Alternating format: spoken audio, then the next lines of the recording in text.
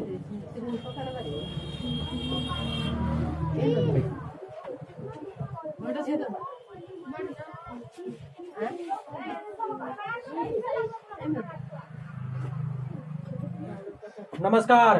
फिर से आज आप लोग के बीच इंग्लिश का नया क्लास एक लेकर आया है। मैं बार बार आप लोगों से कहता हूं कि इंग्लिश ही नहीं, किसी भाषा को सीखने के लिए भाषा में सिर्फ चलती है वर्ड्स एंड वर्ड्स का गेम, अदरवाइज कुछ अदर नहीं चलता है। तो सब दिन की भांति आज भी सबसे पहले हम लोग वर्ड्स पे चर्चा कर लेते हैं और पूरे वीडियो को देखे, याद देखकर मत स्किप कर जाए कि सिर्फ वर्ड लिखा हुआ है। वर्ड्स खत्म होगा, फिर उसके बाद में आपके लिए ग्रामर का कुछ रूल्स भी पढ़ाया जाता है। तो आप सब पूरे संपूर्ण वीडियो को देखें और अच्छा लगे लाइक कीजिए, सब्सक्राइब कीजिए और धैर्य बना के सिर्फ 30 दिन तक लगातार वीडियो को देखें, 30 डेज, और जो होमवर्क मिल रहा है उसको कंप्लीट करें। और यकीन माने आफ्टर 30 डेज आपके इंग्लिश में एक लाजवाब, बेहतर और विश्वसनीय इंप्रूवमेंट आपको नजर आएगा। चलिए देखते हैं सब दिन की भांति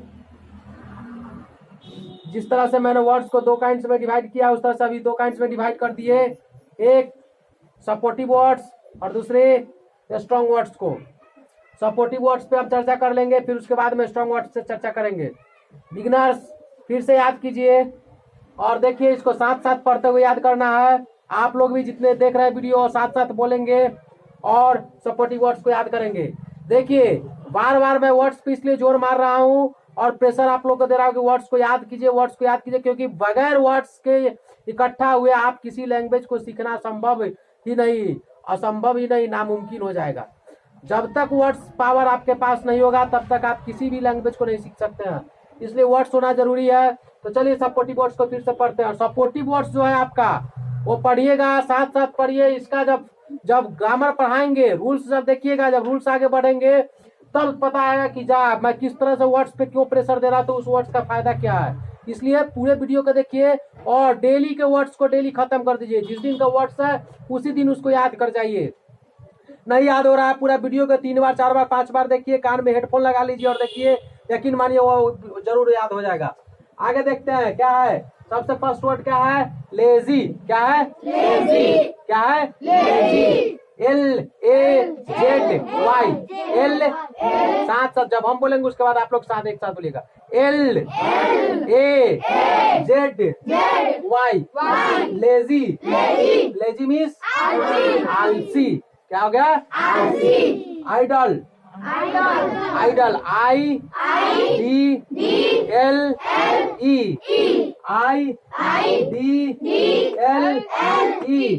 आइडल मीन्स आलसी।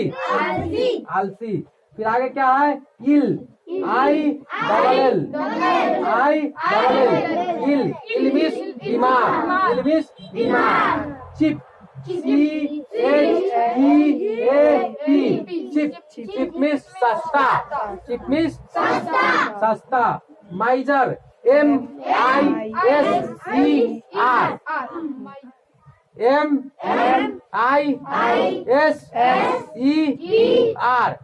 माइजर। माइजर मीन्स कंजूस। नेक्स्ट क्या है? Tall. TALL। Tall. Tall means लंबा हो या लड़की होती है तो उसको लंबी बोलते हैं, ठीक है ना, कोई दिक्कत। लड़का होगा तो लंबा, लड़की होगी तो लंबी। टॉल मीन्स लंबा या लंबी। अगला क्या हो गया? स्ट्रॉन्ग। STRONG।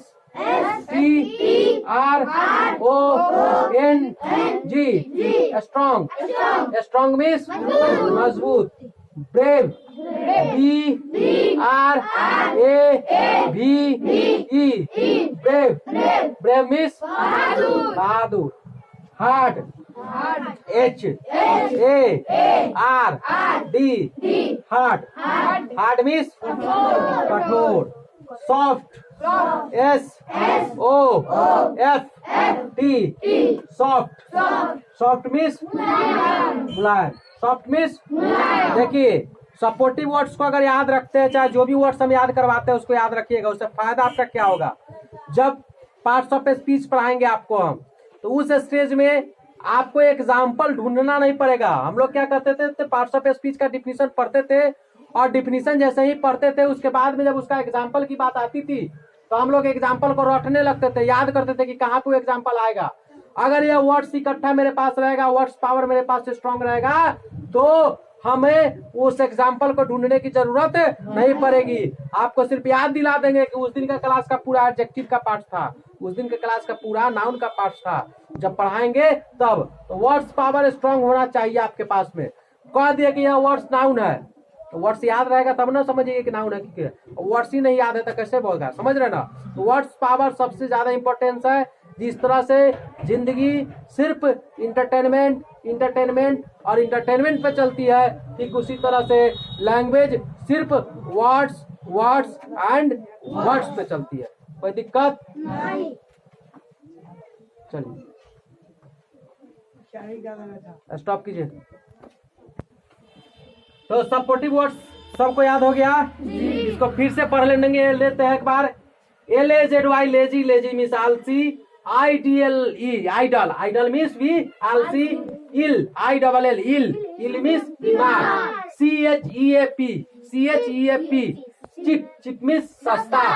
माइजर MISER माइजर मीन्स कंजूस। TALL टॉल मीन्स लंबा। STRONG स्ट्रॉन्ग मीन्स मजबूत। BRAV brave means HARD hard means SOFT soft means supportive words, ठीक है। अब आते हैं स्ट्रॉन्ग वर्ड्स को इंग्लिश के स्ट्रॉन्ग बनाने के लिए। अब इसको किस तरह से हम लोग याद करते हैं? डेली बाय डेली इसको एज ए स्टोरी एक याद करते हैं, समझ रहे ना। जो स्टोरी देते हैं उस स्टोरी का भी एक स्टोरी है, और उस स्टोरी का स्टोरी तब समझ में आएगा जब मैं ये ग्रामर को पढ़ाऊंगा बेहतर तरीका से, समझ रहे ना।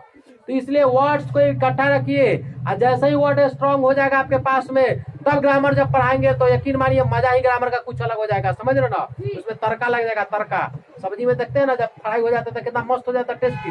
तो ये सब फ्राई का काम करेगा वर्ड स्ट्रॉन्ग आपका। तो वर्ड स्ट्रॉन्ग होना जरूरी है। अब देखते हैं इसको, जो स्टोरी अभी हिंदी में बता रहा है, जब वर्ड स्ट्रॉन्ग आपके पास हो जाएगा, वर्ड पावर आपके पास हो जाएगा, तब जाके वही वर्ड को वही वर्ड आपका काम करेगा। वही जो स्टोरी अभी जो हिंदी में सुनते हैं उस स्टोरी को हिंदी इंग्लिश ट्रांसलेशन कराएंगे। जो ट्रांसलेशन बुक से बनाते हैं ना, यही स्टोरी जो हम सुना रहे हैं वही स्टोरी को ट्रांसलेशन बनवाएंगे। सोचिए मजा आएगा कि नहीं आएगा। किताब का ट्रांसलेशन और खुद का स्टोरी का ट्रांसलेशन जब बनाना सीखेंगे तो मेरा डबल चीज हो गया। एक ग्रामर का बेस सुधर जाएगा, दूसरा स्पोकन मेरा अपने आप सुधर जाएगा। सुधरेगा कि नहीं सुधरेगा, इसको देखना जरूरी। चलिए अब देखते हैं इसको। अब स्टोरी क्या बनाना है इस पे देखिए। सामान्य रूप से देखिए, ठंडे का दिन था। किसका दिन था? ठंडे का दिन था। ठंडा का दिन था। चारों तरफ क्या जमा हुआ था?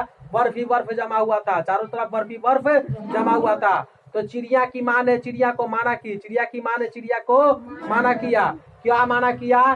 तो बेटा मत उड़ो, ठंडे के दिन अभी मत उड़ो। उड़ने के लिए क्या किया? माना किया। कौन माना की? चिड़िया की माँ ने चिड़िया को माना किया। लेकिन जब नया नया ताकत आता है बच्चे के पास में भी, तो बच्चा किसी का सुनता है क्या? नहीं सुनता। तो वह क्या किया? भूल गया अपनी औकात को, और अपनी औकात को भूलने का नतीजा हो गया वो क्या किया? माँ का साथ छोड़ के उड़ गया। माँ का साथ छोड़ के क्या कर दिया? उड़ गया। उड़ा, ठंडे का दिन था, उसको ठंड लगा। क्या हुआ? वो क्या हो गया? वो गिर गया। क्या हो गया? गिर गया। तो उड़ा किसके था? अपने जिद पे न उड़ा था। गिरा भी तो अब उसको सहन कौन करेगा? खुद ही न सहन करेगा।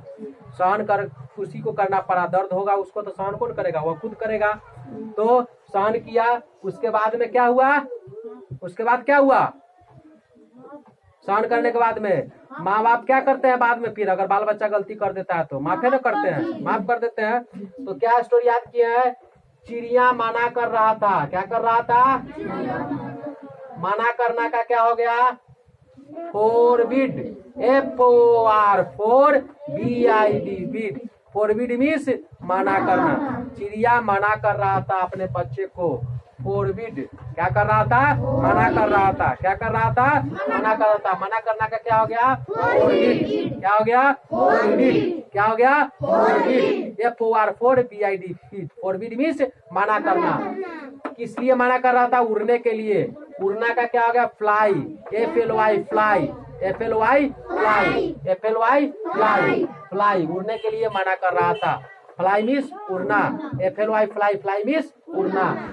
क्यों उड़ने के लिए मना कर रहा था? क्योंकि बर्फ जमा हुआ था। तो जमना का कथी होता है? फ्रीज। क्या होता है?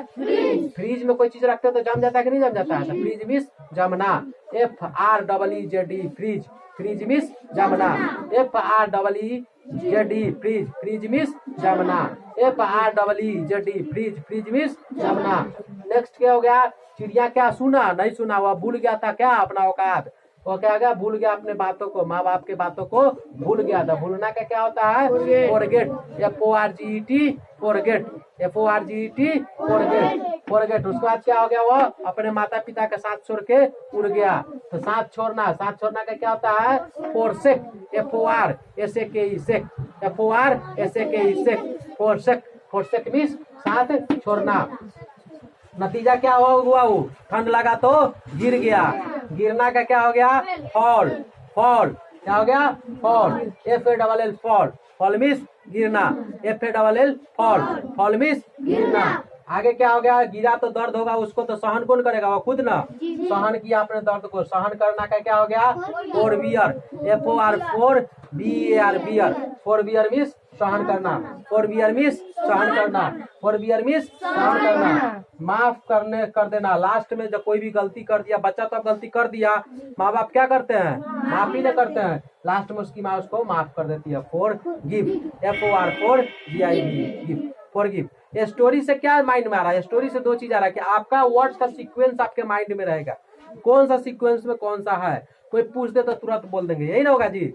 ऐसे स्टोरी याद है हमको, क्या याद है? कि चिड़िया माना किया था। अच्छा, माना करने का इंग्लिश क्या होता है? तो माना करने का इंग्लिश फॉरबिड होता है, FORBID, फॉरबिड, फॉरबिड मीन्स माना करना।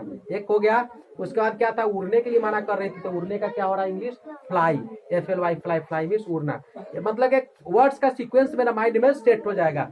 जब सीक्वेंस सेट हो गया तो हम उसको वर्ड्स मेरे माइंड में जो ऐसे रटेंगे, उसके अपेक्षा यह ज्यादा दिन तक स्टोर हो सकती है। फिर क्या है? जमना।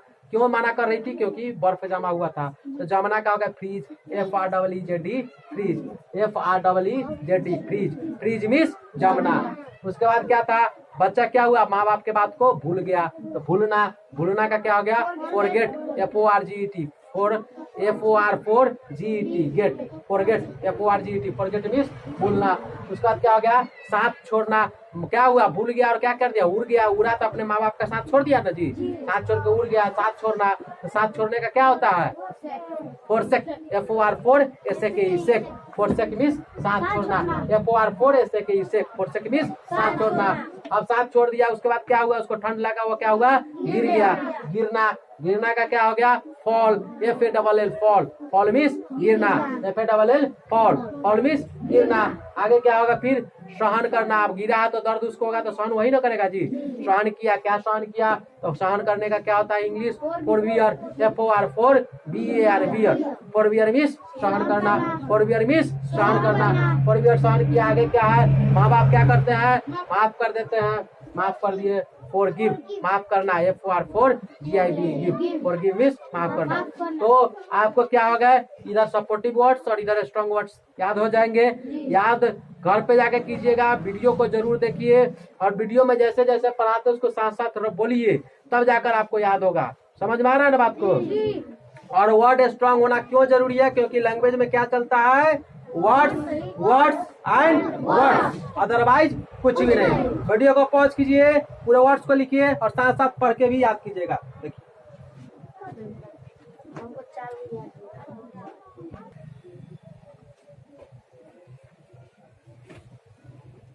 चलिए वर्ड्स पावर को देखने के बाद में